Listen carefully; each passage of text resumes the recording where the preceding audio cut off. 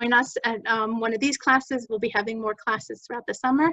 Now, without further ado, Rachel, take it away. Thank you, Ilana, and thank you everybody for coming. It's nice to see so many familiar faces and familiar names for those of you whose videos are off. So as Ilana said, without further ado, let's just jump in. Last month, we talked about Ezekiel's silence and his doom and gloom prophecies, but we're going to start today the unit of chapters that takes place after all those doom and gloom prophecies came to pass. And it starts, here I'll share screen now, just a moment.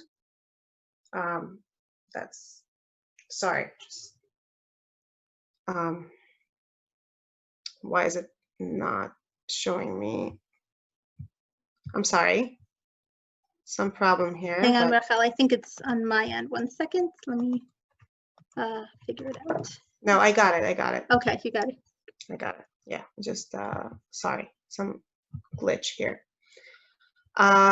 It's in Ezekiel chapter 33, and it says, I'll read it in the English, but the Hebrew is right there, you can see it. In the 12th year of our exile, on the 5th day of the 10th month, a fugitive came to me from Yerushalayim and reported, the city has fallen. So a few words of introduction for those who weren't with us last month and maybe you're not up to date on Ezekiel. Ezekiel was part of a group of people who were exiled from Jerusalem 12 years before the destruction of the temple. After one rebellion by a king named Jehoiachin against Babylon, who by then they already paid tribute to as a suzerain, led to Babylon coming down and crushing them and exiling King Jehoiachin and the entire social and political elite. And one of those men of the elite of Jerusalem was Ezekiel, who was both a priest and then a prophet, a Kohen and a prophet. And he starts having these prophecies about the not yet come total destruction of Jerusalem, long before the second rebellion of the Judeans against Babylon that led to the destruction of the temple and the exile of yet another king, King Tzidkiah. So he's sitting there, and then a fugitive comes to him and says, the city has fallen. And in verse 22, now the hand of the Lord had come upon me the evening before the fugitive arrived, and he opened my mouth, because until then Ezekiel was under an order of silence, and he couldn't talk except when God told him he must say this or must say that. He couldn't just converse with the people around him. Before he came to me in the morning, thus my mouth was opened, and I was no longer speechless. Sorry, I'm having a little bit of challenges here. Okay. So the worst has come to pass. The city has fallen. The people who were left behind and still held onto the kingdom and still kept it alive were now either killed or most of them, not all of them, but most of them, definitely all the leaders, were exiled themselves.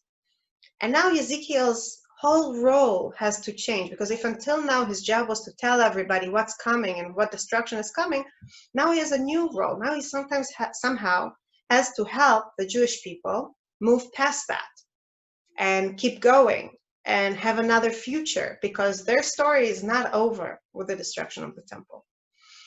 And the question that kind of hovers above the chapters that we will delve into today, or at least dabble in, so to speak, is what do the people need in order to move on? What do they need the prophet, what do they need Hashem, God, to give them so that they can have a life after this destruction? And I wanted to open this question to you. What do you think people need after disaster? Sadly, we're living through a time where a lot of people are experiencing disastrous events. And I feel very lucky in that, I can shelter in my apartment and feel relatively safe, but that's not everybody's reality. And even to the extent that I'm relatively okay, this is a disaster. This is a total change of life. And the question is, for that or for other things, what do we need once a disaster already took place in order to be able to move on, in your opinion? Would anybody like to comment? Yes, Kelsey, just unmute yourself, please. Well, one of the things that we need to survive and move on from the disaster is unity. We need to feel that we're not alone, even though right now we're all fairly alone. We need to feel that there are other people who understand what we're going through, and that we can work through it together to come out on the other side. But it's the unity that we need. It's interesting. I'd like to kind of take apart what you said into more elemental parts. So unity, I think, is already, once people process the disaster and they can talk in these big words like unity, but within what you said, I think you spoke about even more elemental things. You spoke about the need to have someone relate to you, the need to know that you're not alone. Right. I think that's a very resonant need. And yes, it is a need for unity. I'm just saying that before there's a need for unity, there's a need to not be alone. Mm-hmm. And I definitely agree. Does anybody want to add to that? Yes, Donna, just please unmute yourself. I think we need hope. Hope. What do you mean by that? Well, hope that we will get through this and there will be some light at the end of the tunnel. And whatever the future brings, it'll be a better one than we're living through now. So we need to have hope that things will change. Forgive me for playing devil's advocate, but why do you think it's important?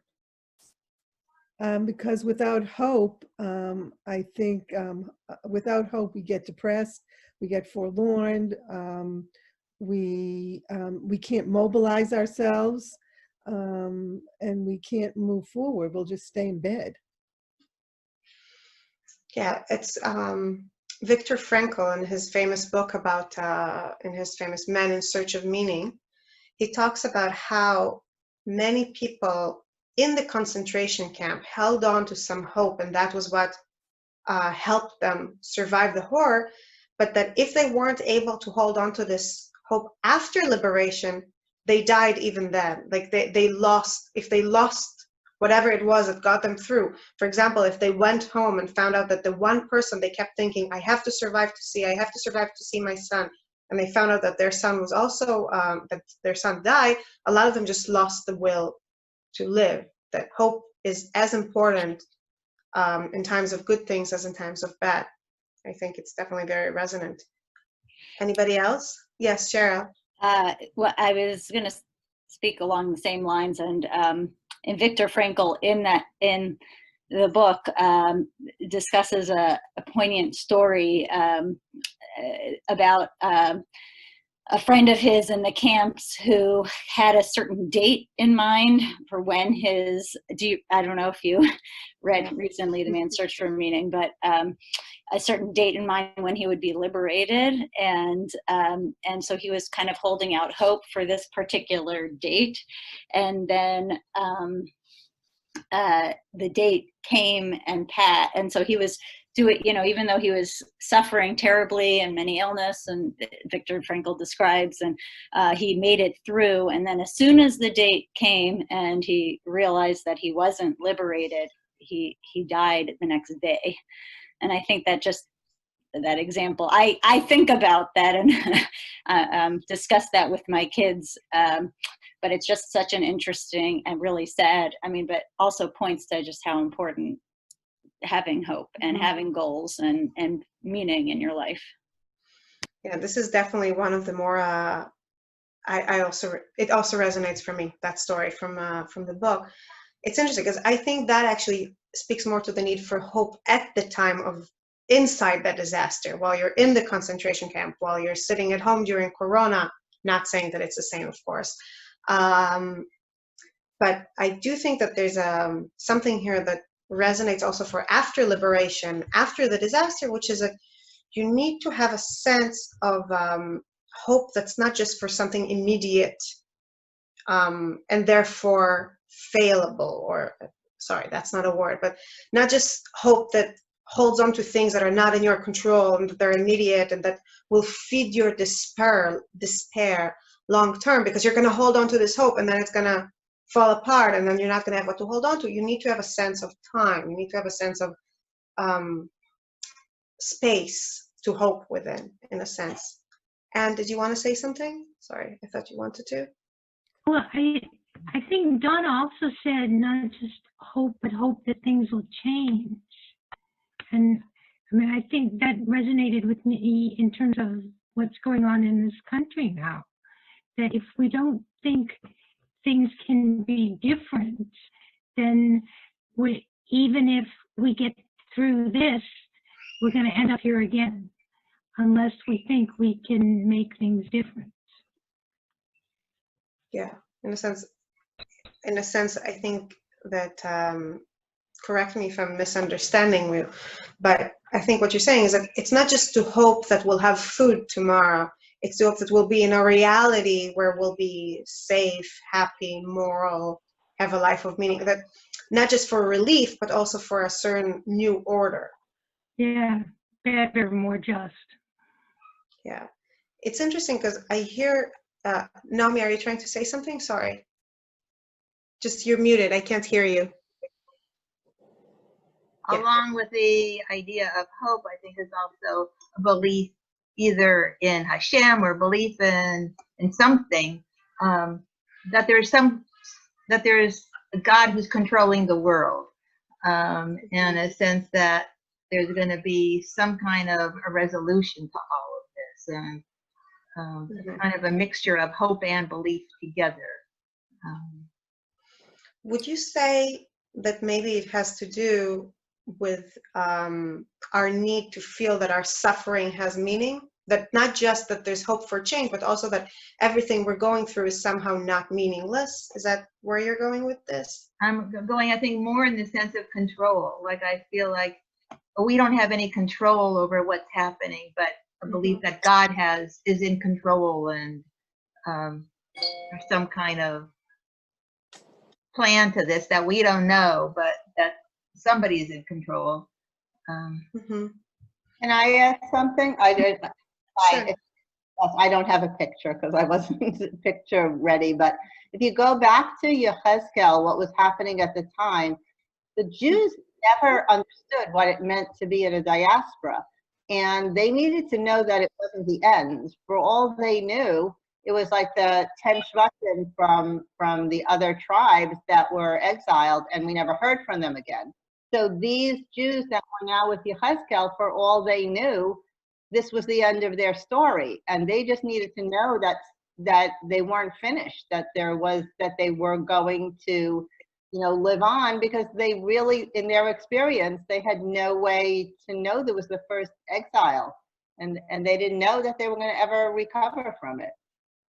That's a very good point, and I think it kind of goes with what Anne was saying before, that, and others mentioned it also, that it's not just about having hope for the future. You need to have a certain interpretive framework that will allow you to make sense of what you're living through and understand it both optimistically and correctly, in a sense. And at this moment, when something happened that they couldn't imagine happening, all the prophets speak about how people had this misplaced confidence that the temple cannot be destroyed. And all of a sudden, the undestroyable temple is destroyed. They don't know how to interpret it. The only interpretive framework they have is the 10 tribes that disappeared. That's not a very encouraging precedent. Also, they don't have, in a sense, the theological tools to interpret it. They might jump to conclusions, and in fact they do, that God canceled or voided the covenant, and now it's better for them to just become part of the people around them. The story of the Jewish people as such is over. So there's definitely an element of that. Does anybody want to add anything before we jump into the text and try and see it there, see those things there? So I think maybe a piece could be just a kind of plan for how life is going to proceed in a very practical kind of way. Mm-hmm. Even without the lofty aspirational things, but how do you Like what do we do next? Like with COVID, the uncertainty piece is part of what's so hard, I think. You're saying it's uncertainty, but it's also it's uncertainty of knowledge and uncertainty of action. Like, what am I supposed to do now? In other words, how are we going to get out of this? Yeah. I have a 6-year-old daughter, so I spend a lot of my time watching Frozen, I have to tell you. And in the new Frozen, there's a beautiful song that Princess Anna sings, where she sings about how she doesn't know what to do, everything looks terrible, and the only thing she knows is that she needs to do the next right thing. So it resonates to me with what you're saying, that in a sense what the Israelites need to hear now, or not even the Israelites, at this point it's just the Judeans, right? The Jews, the actual people of the tribe of Judea, and a little bit of Leviim, Kohanim, and assorted others, but they already lost the bulk of the other tribes. What they need at this point is not just some general hope, they need a prescription. They need somebody to point out and say, this is the next right thing, do that, and then take the next step. And then as you overcome the trauma, things will open up for you, but know what to do now, in a sense. Like some real leadership. I'm sorry? Leadership. And we'll touch upon that in a bit. Interestingly, though, the first thing that Yechezkel offers is neither cause for hope or a plan what to do next for the exiles. The first thing he does is address a misapprehension that developed amongst a certain group. So what I want to do now is go through the different sections, start with the one I just mentioned, but we'll then continue, and try and see from each section, and we're not going to be able to read all of them in depth, but we'll touch upon all the sections in the next group of chapters. What need is it trying to address? How is it trying to help people move past disasters, and deduce from that what God and Yechezkel think they need. I'm sorry, I'll put it differently. Try and deduce from what he offers them what he think that they need in order to be able to move forward, and how it aligns with everything we discussed here. So let's look back at the text again and see what happens immediately after the destruction. God tells Ezekiel to say this in Ezekiel 33, 24-29. It's in box number 2. O mortal, those who live in these ruins in the land of Israel argue. Abraham was but one man, yet he was granted possession of the land. We are many. Surely the land has been given as a possession to us. Therefore say to them, thus said the Lord God, you eat with the blood, you raise your eyes to your fetishes, and you shed blood, yet you expect to possess the land? You have relied on your sword, you have committed abominations, you have all defiled other men's wives, yet you expect to possess the land?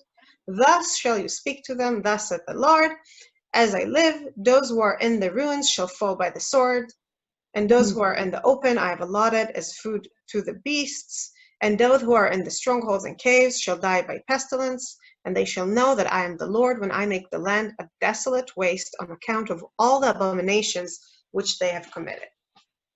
So when we read this text, first of all, who is the audience?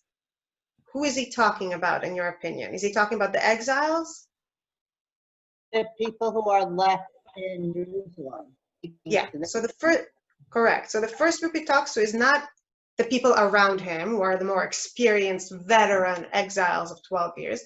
They're not the fresh wave of exiles like the fugitive who are about to come now into Babylonia. They're the people who happened to survive. And what did they deduce from the fact that they survived and stayed in Israel? Would anyone like to try and rephrase it? They assume that they're the winners. Sorry, Esther, is that you? And that I'm still pictures. The people who are left in Jerusalem, they assume that are of Jewish people lost, and basically being given to the people in Babel, saying, don't worry, the people left in Jerusalem are not the future, you're the future. Mhm. We're having a difficulty hearing you, so I'll try and repeat what you said. I hope I got you correctly. I apologize if I did not. That they concluded from that the people who are exiled lost, like are lost in a sense, that's it.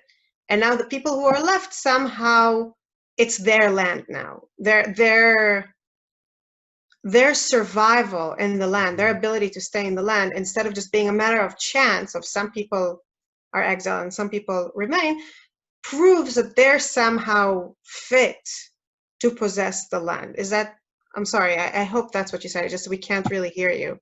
I'll go to another room, but that's what I said. That this was said to give optimism to the people in Bavel, to tell them that they should not assume that the people who are remaining in Jerusalem are going to be the, you know, future of the Jewish people, and the people in Bavel are lost. So yeah. Yeah, so you're implying something very interesting, because what you're saying is that there's a dual audience. There's the literal audience here, which is the people in Israel, but the real audience is really the people in Bavel who are now losing hope, or feeling that perhaps they're no longer part of the story. That by being amongst the exiles and not amongst those who left, God proved that they're no longer part of the Jewish story. And it goes back to what we discussed when we talked about interpretive frameworks, that they need a certain interpretive framework to understand what happens, not in terms of God voiding the covenant, but in a different way. But I do want to focus for a second on the literal or overt audience, namely the people in Israel that survived. I think that Ezekiel here is touching upon a very real psychological fact, which is that when people survive, sometimes people suffer from survivor's guilt. That's common. Donna is here, so she can tell us more about it, perhaps more than I know, that's for sure, from a psychological perspective. But there's also a phenomenon of people that feel that their survival gives them license.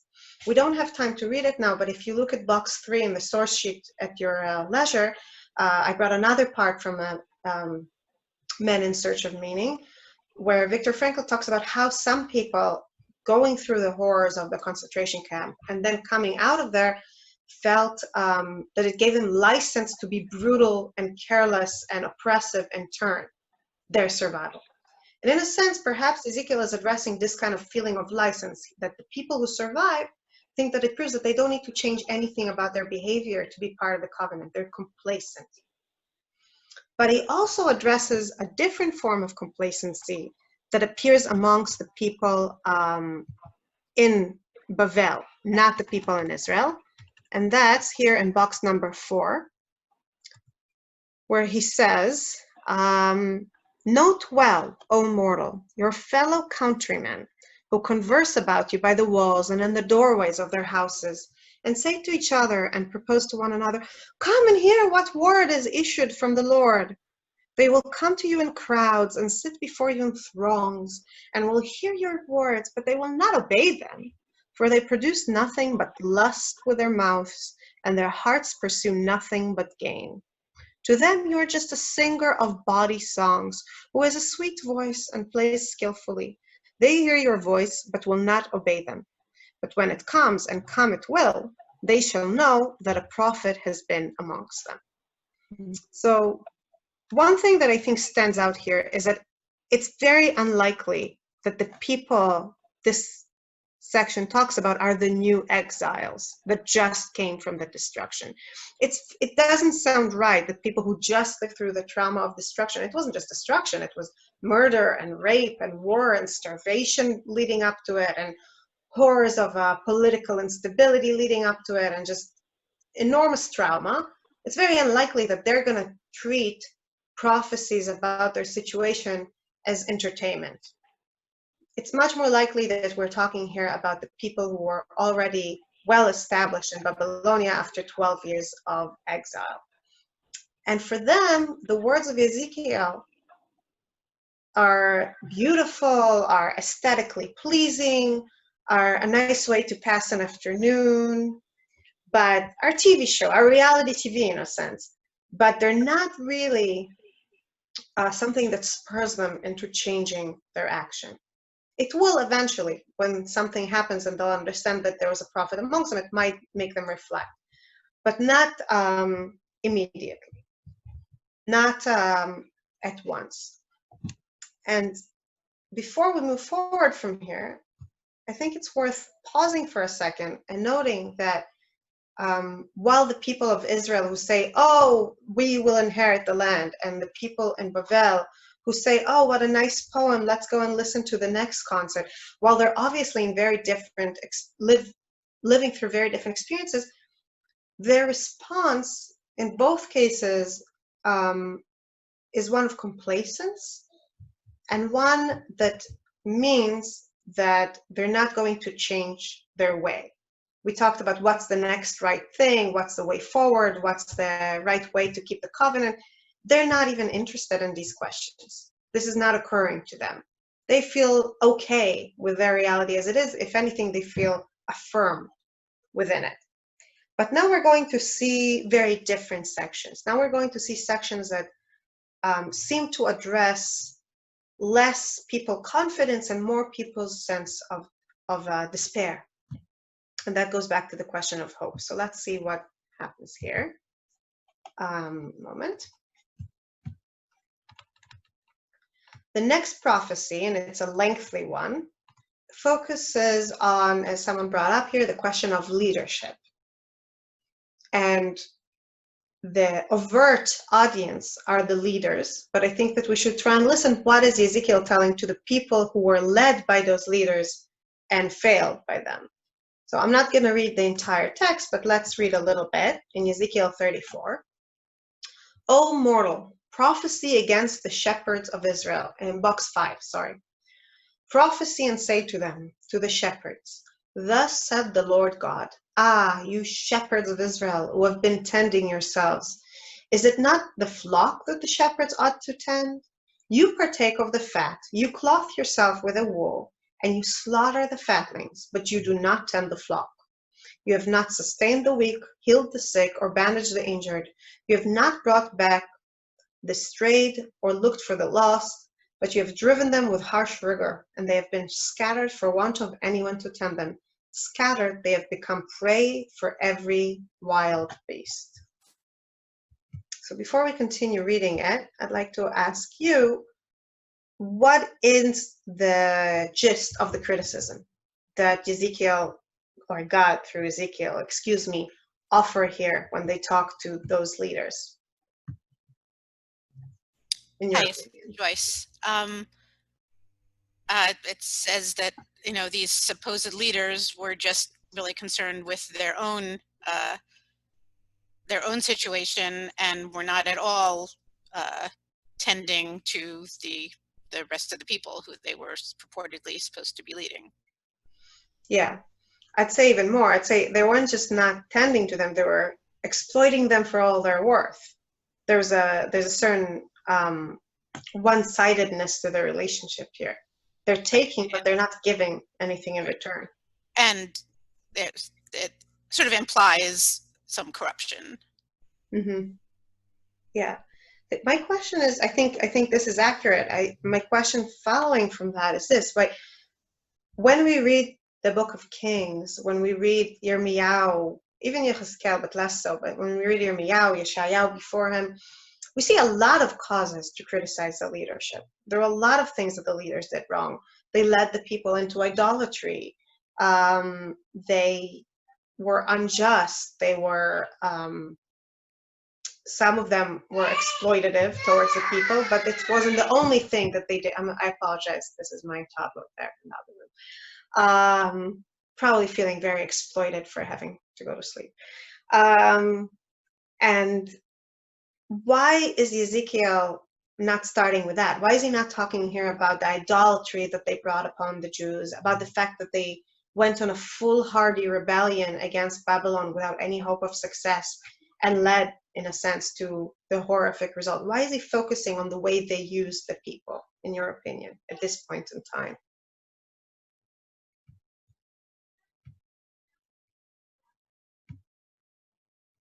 Let's think about it from the angle of the hidden audience. So he's talking to the leaders overtly, but really he's sending some message to the people who just lost their stability, who just lost their sense of cohesion and place and destiny. Why do they need Ezekiel to address the fact that their leaders didn't give them guidance or didn't give them care? Yes. He's telling them that what it is they should protest against the given leaders, and what good governance of the flock would be, and that they should come up with doing that themselves, that the Lord didn't ask them to be bosses, he asked them to be righteous. So I think Yael or Jael? Jael. Jael, thank you. I think Jael is raising a really subtle point here, that it's not just that he's telling them you were wrong. He's also, in a sense, giving them a blueprint for what they should be doing or what they should be looking for moving forward. Do I understand you correctly? And I think that, yeah, thank you. So I think that kind of goes together very well with what we saw in the previous sections when he talked about complacence and people not changing their ways. He's giving them hints as to what they need to see, what kind of change they should see. Sorry, Naomi, did you want to say something?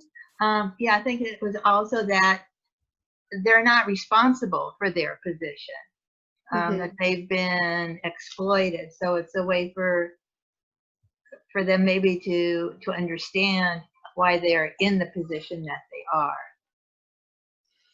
It's interesting because on the one hand, yes, I think there's definitely an element of that, but you and Jael are highlighting what are almost contradictory elements. There's a certain elements of an absolution in what he's telling them of, you're not responsible, it wasn't your fault. And at the same time, there's an element of, but it's in your hands now, these are the leaders you should be looking for.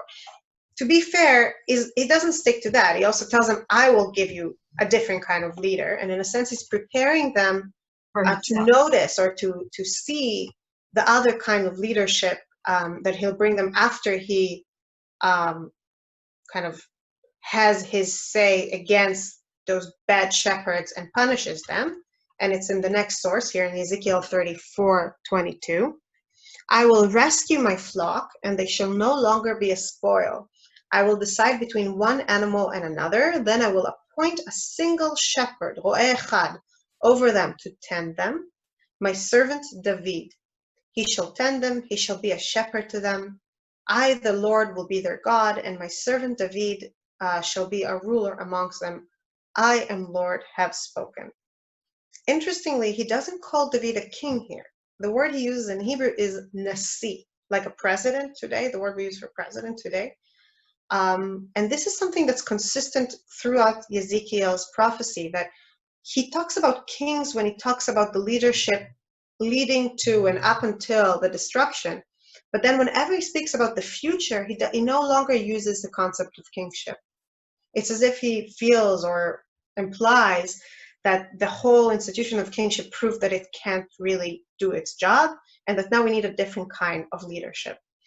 And perhaps part of why he emphasizes the exploitation and the one-sidedness of the relationship is that he wants them to understand what's the most important attribute from God's point of view of a true leader. And the most important attribute moving forward is that the leader puts the needs of the flock before their own. To try and understand why it's so important, I wanted to bring a source from Simon Sinek's book, Leaders Eat Last. It's a book about leadership, and the name of this book is based on an experience he had when he went to see the Marines. And he noticed that the higher the rank of the person in the Marines, the later in line they stand when it's come time for a meal. And when he asked them, they all looked at him as if it's obvious, and said, leaders eat last. That's the way it is. The commander doesn't eat before the people he has to lead. He eats after them. Then their need comes first.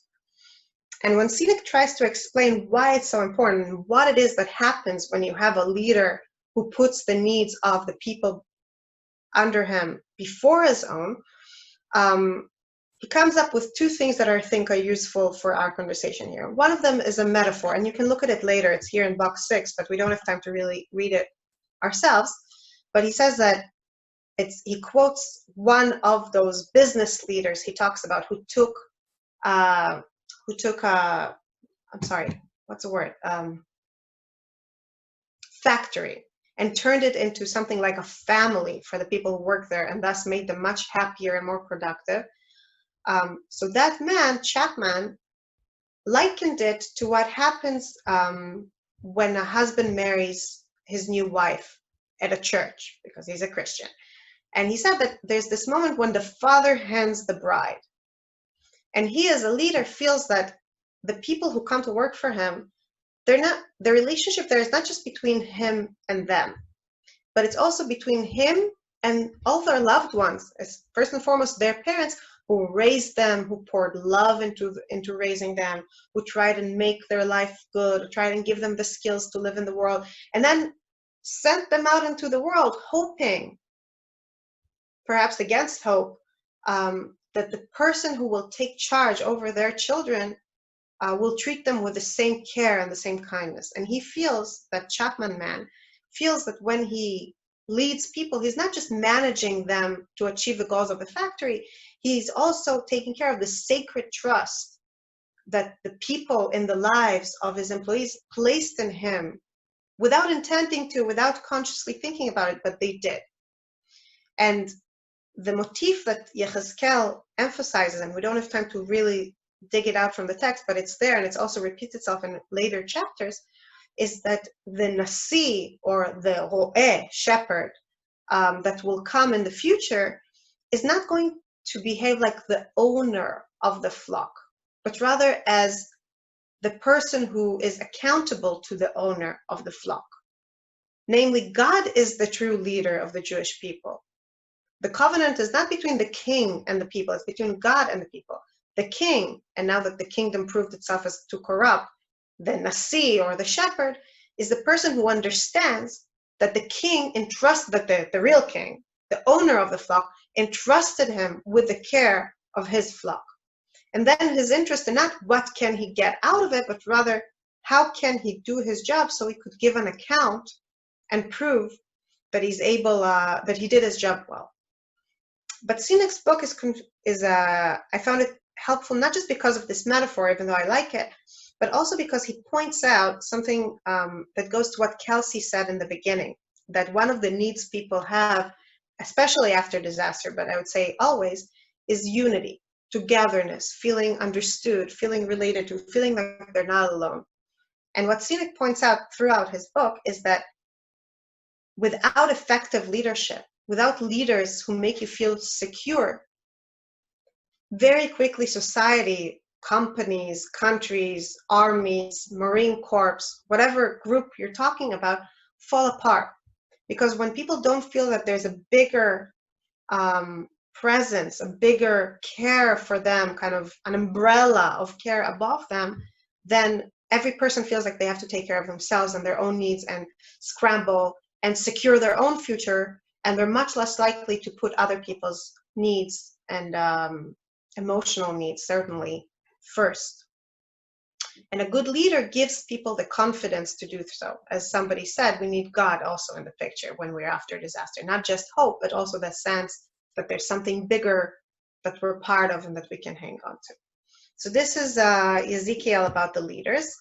But then he goes into a whole series of prophecies, which we don't have time to look at very closely.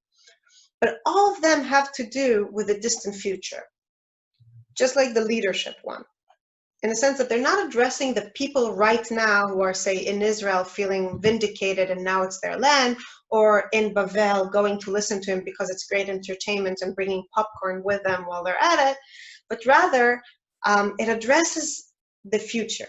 It's reestablishing that interpretive framework where people can feel hope. The first one is when he talks to the mountains of Israel. Again, obviously that's only the overt audience, not the real audience, and tells them that even though they're desolate now, they will bloom eventually and the Jews will return to them. Then he goes on and tells the Jews, let's read this one, in box 8, Ezekiel 36. Say to the house of Israel, thus said the Lord God, not for your sake will I act, O house of Israel, but for my holy name, which you have caused to be profane amongst the nation to which you have come. I will sanctify my great name, which has been profane among the nations, amongst whom you have caused it to be profane. I'm skipping ahead a little bit to verse 24.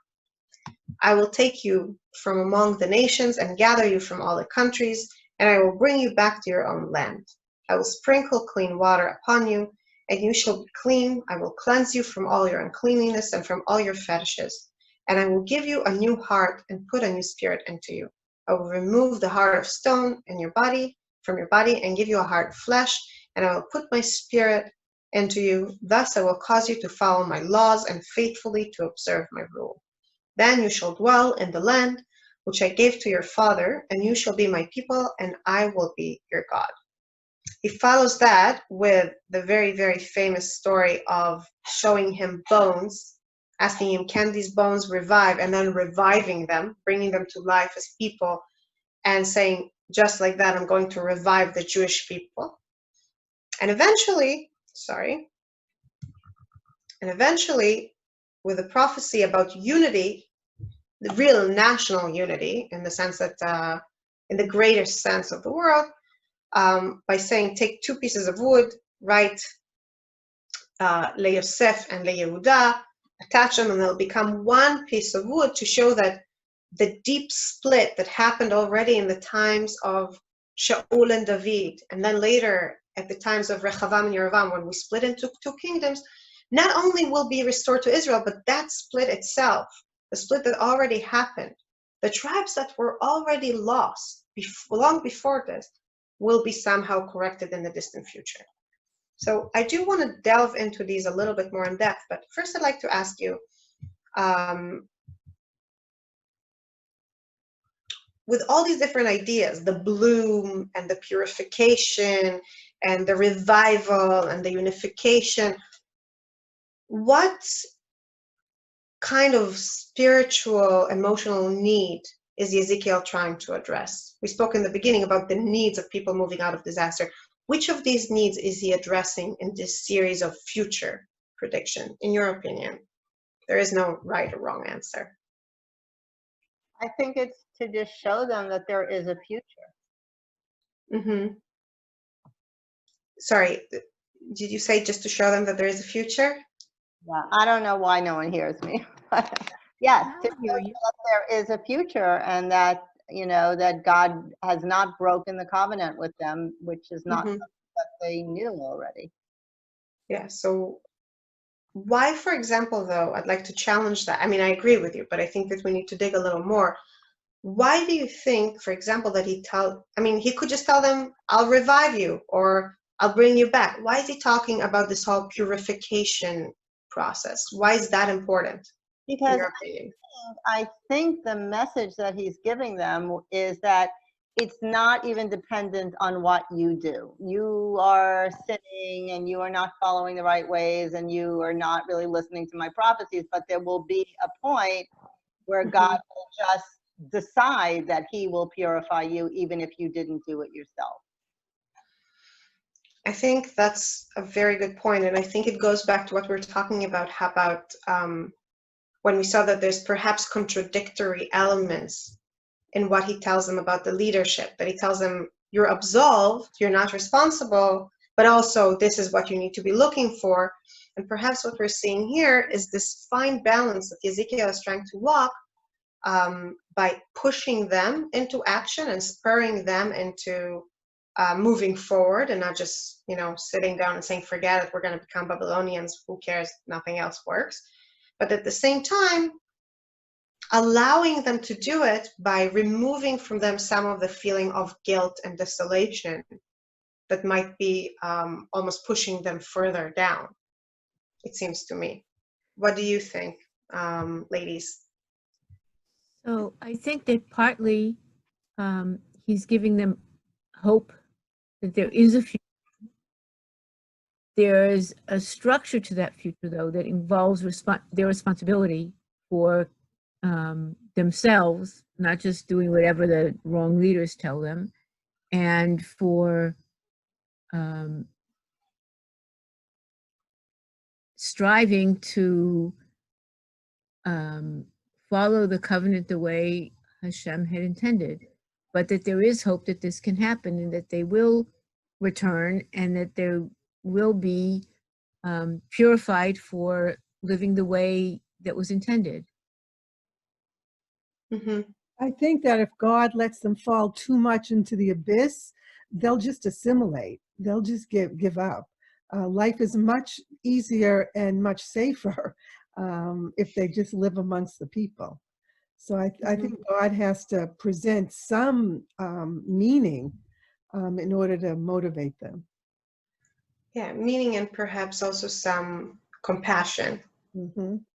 Not, it's in the sense that even if they brought it all upon themselves, for them to have motivation to stay within the covenant, they need him to give them something here. And I think for all of us who are living today as Jews, I think that is very present, that when we raise our children and we hope that they remain part of the Jewish people, we can't just tell them, you have to do it. You have to do it. No, no, no. Why aren't you doing it? Why aren't you doing it? We can't do that. The outside world offers so many wonderful temptations. And I'm not saying that dismissively, real good things, that we also need to give them some positive things that they would want, that they would get out of it, and not just hard work, in a sense. And in a sense, as the Jews are in exile for the first time, on the cusp of assimilation in the real sense of the word, not in the sense of maybe being a bit distant, in the sense of saying, okay, we're part of a different story now. We're no longer part of that story. That story is over. They need God to give them some sympathy and some encouragement. So I think I definitely hear that there. Does anybody else want to add something or comment or disagree? I think it's that God's giving them almost a lifeline.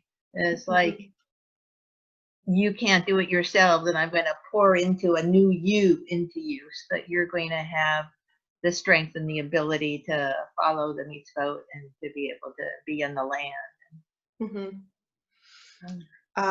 You know, it resonates for me with stories I heard from, or testimonials really, I guess is a better way to put it, that I heard from people who struggled with addiction in their past. That part of what held them back is that they didn't have faith that they can be different. That whenever they tried really hard, they hit rock bottom and then tried really hard to establish a clean slate, either from drugs or from alcohol or whatever, their own deeply ingrained sense of we're flawed and we're just going to mess up anyway became a prophecy that, what's the word for that? A prophecy Self-fulfilled prophecy. Self-fulfilled prophecy, exactly. And in a sense, by telling them, as you say, by saying, I'll pour someone new into you, he's acting like the greater power in the 12-step programs that tells you something will help you become different. Yes, you're you, and your demons come with you into the process, but you'll change. Your heart of stone will become a heart of flesh, and you'll change. And I think that's a very powerful message, really. The heart of stone reminds me, I mean, I guess it's supposed to remind you of Paro, and it's very interesting how it's sort of like it'll cause you to start following my mitzvot by my infusing my spirit within you. Just that imagery is really, it brings up a lot of questions in my mind also, you know, in terms of free will, of course, but I mean, it's I just wanted to point that out since you just mentioned that I was thinking about, but also in terms of leadership, I mean, I think Someone mentioned that, maybe Eileen here, but I do think that that also sort of providing hope, but also leadership. And I'm going to direct you and show you sort of the way to have a successful addiction-free life by following, you know, the Torah, the mitzvot, and you've been lost partially because you haven't had that leadership. And now we can start fresh with this new program with a new leader. I think what you're saying leads to another point, Cheryl, which I think this is beautiful. And I think it also highlights the fact that he's helping them make sense of their suffering. We said in the beginning that it's not enough to just have hope for the future. For people to kind of overcome despair, they also need to feel that what they went through means something. So by telling them you were on a wrong path because of your leaders, because of not following the covenant, because of all kinds of things, and now we're starting again, and there's all these things we can achieve together moving to the future, and you'll have new leadership and new hope, and you're not out of the story just because you're not in Israel anymore. He's helping them look at everything they lost, not only as a tragedy, but also as an opening of the door, an opening to a new path that otherwise they wouldn't have been able to set out on. And I think that that's a very deep human need, to feel that what you went through was not senseless and just, you know, out of nothing. And perhaps also helps us understand why so many of Ezekiel's prophecies end with a statement, and I encourage you to look at it later. Don't just take my word for it, but even in the source sheet, you can see it almost at the end of every section, when he says, and then they will know there was a prophet amongst them, and then they will know that I made this happen, and then they will know that it came from me. Because perhaps part of what he's offering, what God through Ezekiel is offering here, is not just hope for the future, but a sense of seeing the meaning of it all, understanding that you're part of a story, and that you're unfortunate enough to be at this part, but you're also fortunate enough to be at the beginning of the new one, and that there's a hope there. And in that regard, I also want to point out that the very fact that Ezekiel addresses so many different groups and different needs in the many different sections that we just saw, and we're not even touching upon all of them. There's going to be later very far reaching prophecies about the war of Gog and Magog, and we're not going to go into that right now. But the fact that he's addressing all these needs in itself is somewhat comforting and affirming, because it means that God sees us and God knows that we don't all live through the same experiences and draw the same conclusions. God knows that there are people who are feeling license, and people who are feeling complacent, and people who are feeling despair, and people who are feeling an inability to move forward because they feel so guilty or ridden with problems. And God sees all these different things and recognizes them and addresses all of them. And going back to what Kelsey said at the very beginning, the feeling that we're not alone, it's not just that we're not alone in the sense that there's other people, but God himself isn't only offering us some grand covenant to be part of, he's also offering us an understanding, an affirmation of our own personal experience. So there's value in that. But now that I pointed out how valuable it is that God acknowledges different needs, I want to show out that there is actually one underlying need in all of that, and everything we saw today. And that's the need for action, in the sense that both the people who are complacent because they're in Israel and they feel that they're going to be the owners of the land now, and the people who are complacent in Bavel because they got used to their life and now they can listen to prophecies as if it's a work of entertainment, and the people who are feeling despair, and the people who are feeling like they can't move forward, all of them, in essence, are at risk of the same thing, the risk of remaining passive and doing nothing, either because they think they're okay or because they think they're so not okay that there's no reason to do anything, that there's no way they're going to be able to move forward. And that perhaps helps us understand two of the metaphors or ideas that Ezekiel highlights in these chapters, and I want to finish by referencing them. One is the idea of purification. Ezekiel was a priest, and throughout his book, he quotes or references things from the book of priests, namely from Leviticus, from Vayikra. And when he talks about purification, he talks in terms of the spilling of the water and the this and the that. All these terms echo ideas that we already saw in Vayikra. And in our in our second meeting of this particular course, when we talked about Vayikra 2 years ago, was it? A year and a half ago? No, 2 years ago, I think. In our very second meeting, we mentioned that when we talk about the idea of purification, of the idea of Tum'ah and Tahara, the Rashar Hirsch has, Rabbi Shimshon Raphael Hirsch has a very interesting interpretation of what Tahara is. You can look later at the source sheet. We don't have time now, but I brought the quote, and it's very 19th century. You can accept or not accept. We had a whole lively discussion about it at the time. But the core idea, I think, is very beautiful and very resonant. And that is that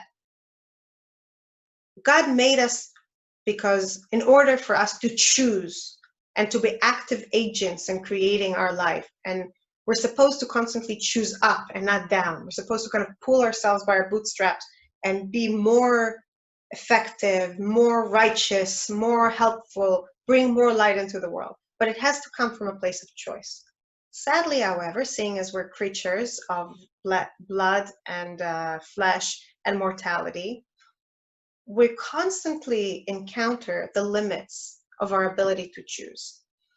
When we die, or not us, sorry, obviously when we die, but when we come in touch with death, we kind of are shocked into realizing that in fact we're mortal and our choices are limited by that. When we go through the experience of giving birth or even menstrual cycle, it's things that bring to mind that we're a body and that our body does certain things that are not in our control ultimately.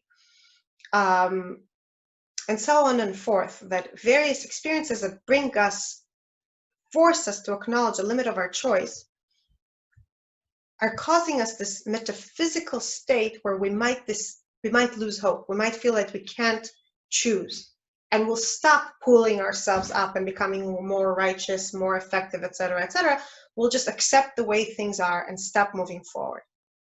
And Rashar Hirsch explains a lot of the rituals of Tahara, of purification, as restoring, kind of giving ourselves time to come to terms with the limits of our life, since we're a body, since we're mortal, since there's certain things that are not in our control, and then moving beyond them and resuming our sense of self as people who can choose and shape their own reality, and more importantly, themselves. So with that idea, or that kernel of the idea of purification in mind, I think it's easier to see what Ezekiel is doing when he talks about purifying the people.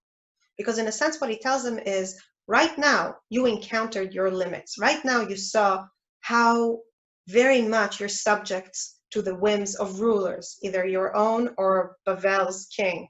You saw how much you are subject to the vicissitudes of war and hunger, how much you're subject to chance, in the sense that some people die and some people don't die, some people survive, some people don't survive.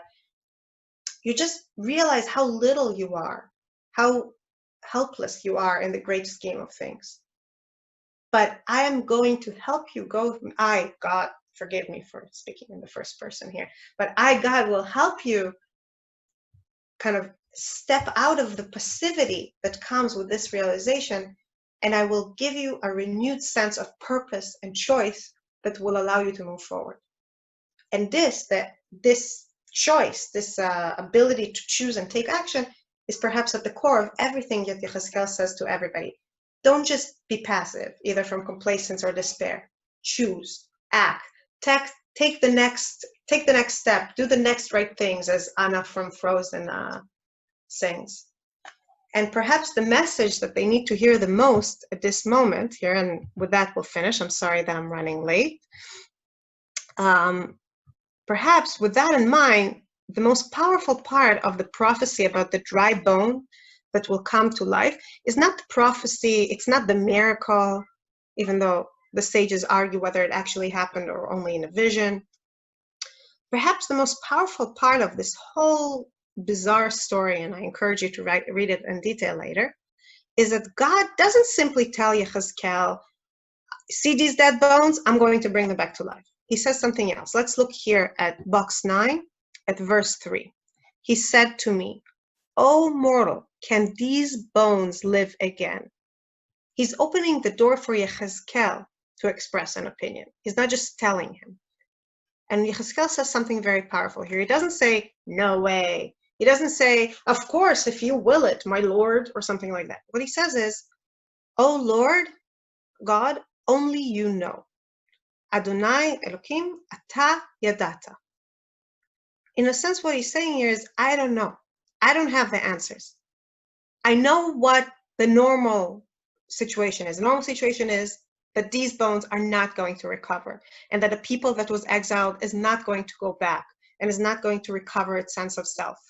They were not the only people exiled at the time. There are a lot of people who were exiled and just assimilated in different parts of Babylonia, and before that Assyria, even more so.